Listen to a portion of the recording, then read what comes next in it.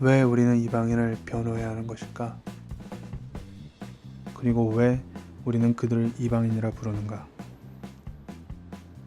오늘 하루 어필의 이일 변호사와 동행하며 어필의 활동에 대해 대화를 나누고자 한다. 우리에게 이방인이란 누구일까?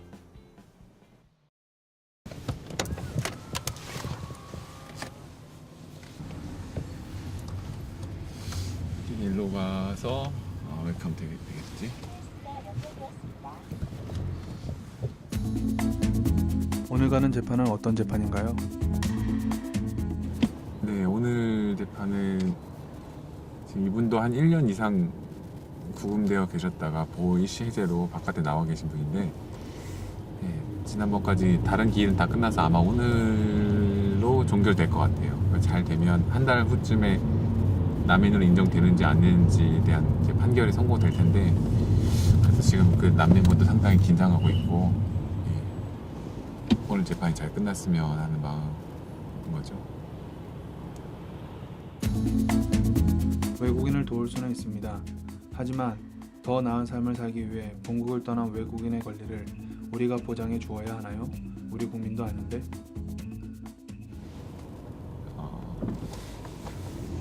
우리나라 국민에 대한 보호는 있는 거죠. 선생님이 그때 말씀하셨던 거 그거 좀 비슷한 맥락인데, 일을 하다 보면 어떤 생각이 많이 드냐면, 국민하고 국민이 아닌 사람들에 대한 어떤 권리 보호, 권리 보장 이런 게 매우 차이가 난다는 생각이 들어요. 그 옛날 서경식 선생님이라는 분이 국민주의가 되게 위험하다는 말을 한 적이 있으시거든요. 국민인 사람의 권리와 국민이 아닌 사람의 권리가 너무 명확하게 나눠지고, 우리나라에서 인간이라는 것 자체로 대우받는 그런 권리가 너무 인식이 부족하기 때문에, 여기에서도 그냥 그 나라로 돌아가서 살면 되지 않냐, 이런 인식이 좀 전반적으로 있는 거죠. 그러니까 우리는 세금을 내고, 그러니까 국가에 대해서 약간 그런 건데, 세금을 내는 사람들 이런 권리를 받을 수 있다, 약간 이런 식으로 이해하는데, 그거와 무관하게 인정되는 권리, 인간의 권리에 대해서 법도 무지하고 실무도 무지하고 문화도 무지하고, 그런 거가 있고, 그래서 이런 활동을 할 때도 보면, 그러니까 권리를 보장해주는 그런 일을 하는 건데, 한편으로는 사람들이 시혜적으로 도와주고 그런 입장을 취할 때도 좀 있는 것 같아요. 그런 게 바람직한지는 좀 의문이 있는데.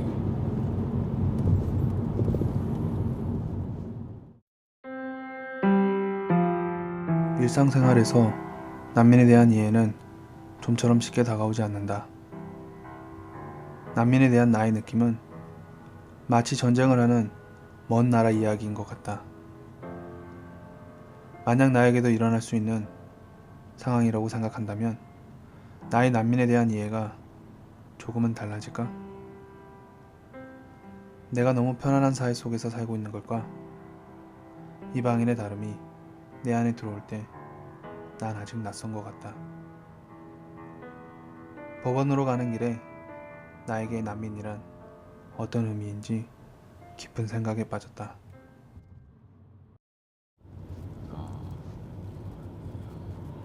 그러니까 우리도 난민이었고 언제든 난민이 될 수 있다는 인식인 거죠.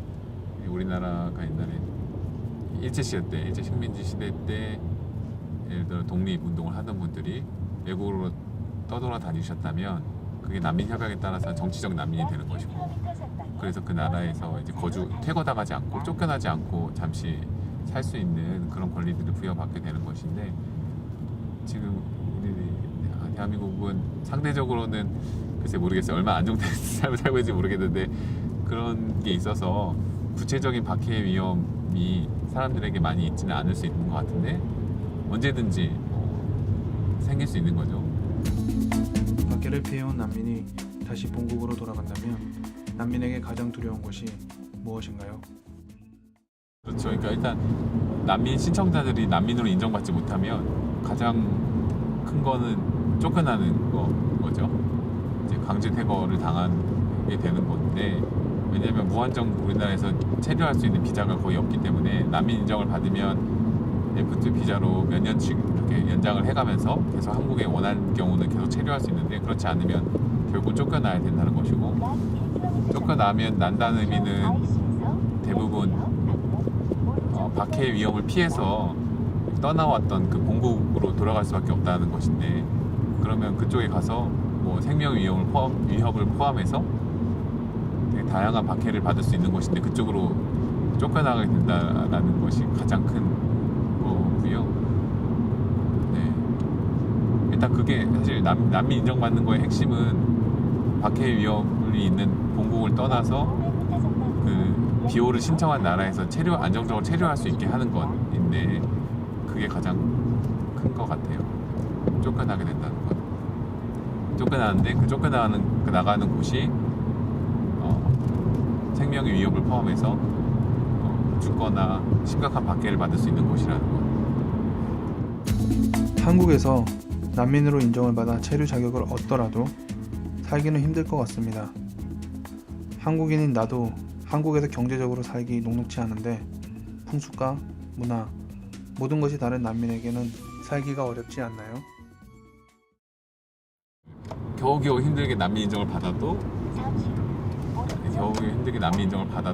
최근 한겨레 21에서 조금 기획 보도를 작년 말에 한 적이 있었는데, 난민을 인정받은 사람들 중에 돌아가거나 또 제3국으로 간 사람들도 있는 거예요. 그런 분들도 계시고, 우리나라에서는 철저하게 한국인이 되지 않으면 살기가 너무 어려운 나라이기 때문에 난민을 인정했다는 것 자체가, 쫓겨나지 않는 건 되게 중요한 건데 정말로 쫓겨나지만 않을 뿐이지 다른 아무런 뭐 어떤 보장이 없는 거죠. 그러니까 사람들이 흔히 얘기하기로 우리나라 사람들도 살기 힘든데, 취직해서 살기 힘든데 그 사람들이라고 다 보여줄 수 있냐 뭐 이렇게 얘기도 하지만,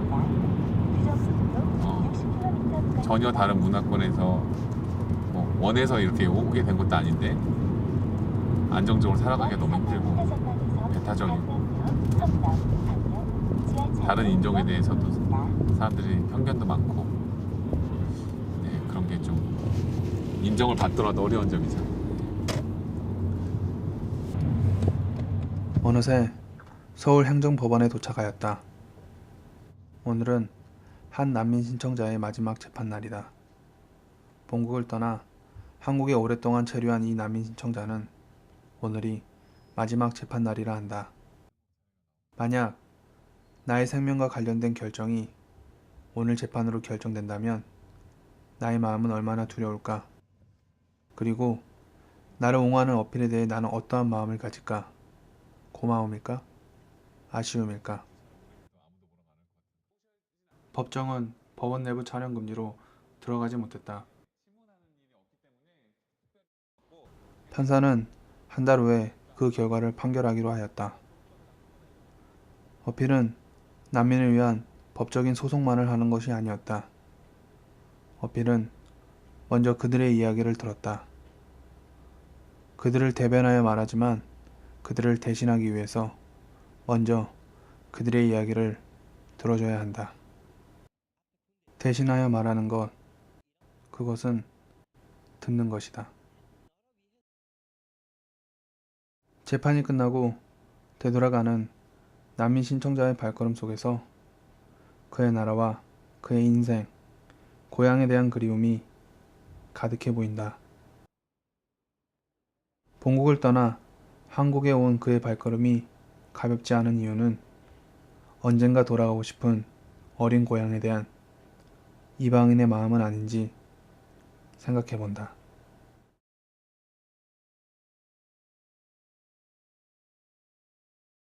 오후에는 현재 화성 외국인 보호소에 구금된 한 외국인의 인터뷰가 있다. 전쟁을 피해 유럽으로 난민을 신청하러 가는 길에 의도하지 않게 한국에 머물게 된다. 그는 현재 화성 외국인 보호소에 구금되어 있다. 우리는 가는 길에 아랍어 통역을 도와줄 김가우 자원봉사자를 만나 화성으로 함께 동행하였다.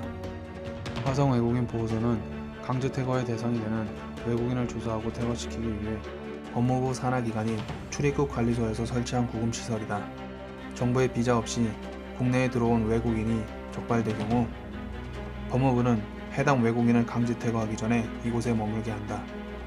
어필은 어떠한 법적 조력자가 없이 이곳에 구금되어 있는 난민 신청자들을 법률적으로 도와 최소한의 그들의 인권을 보호하는 역할을 한다.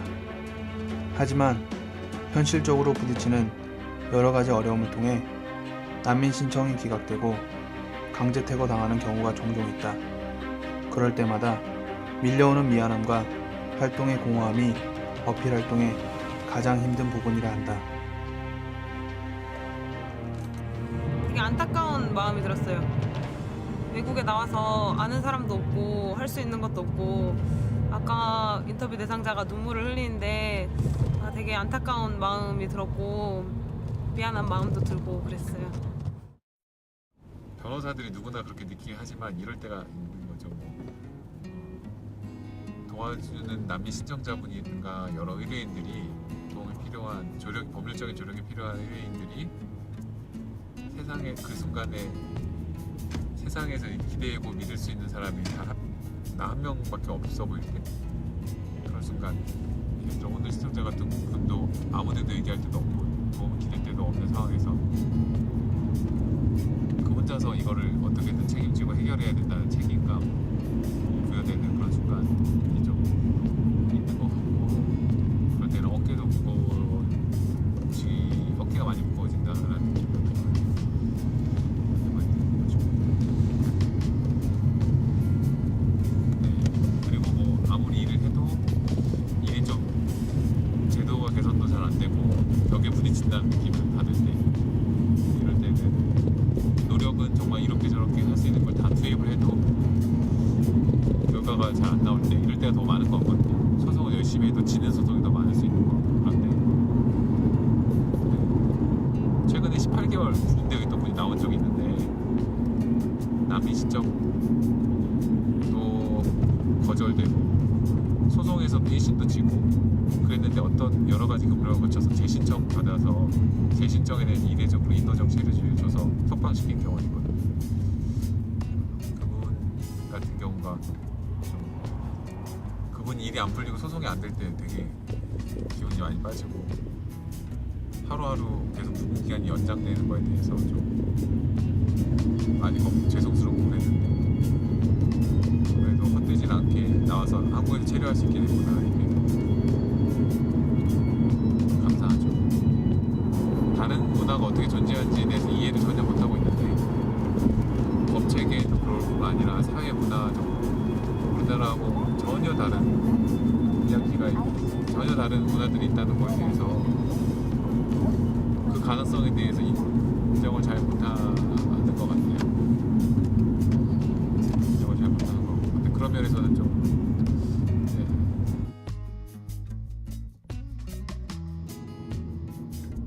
제 어필 약자의 애드보케이트라는 말이 있는데 그거의 원어 의미가 대신 목소리를 내준다 라는 거라고 하더라고요.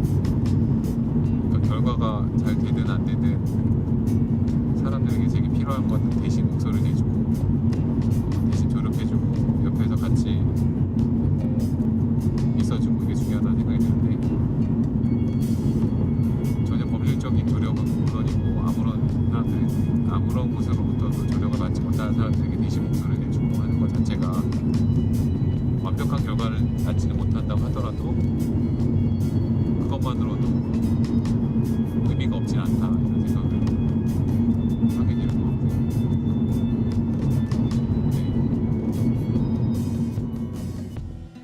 현장에서의 짧은 하루를 동행하며 이방인에 대한 나의 낯설음을 이일 변호사와 동행하며 더듬어 봤다.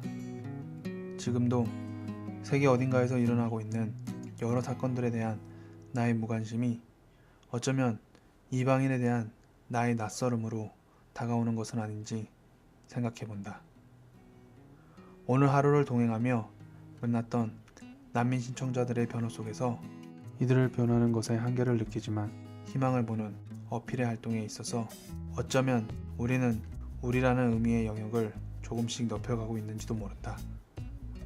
이방인, 아직은 멀게만 느껴지는 단어이지만 언젠가는 인권이라는 이름으로 서로 웃을 수 있는 그날이 오지 않을지 기대해본다.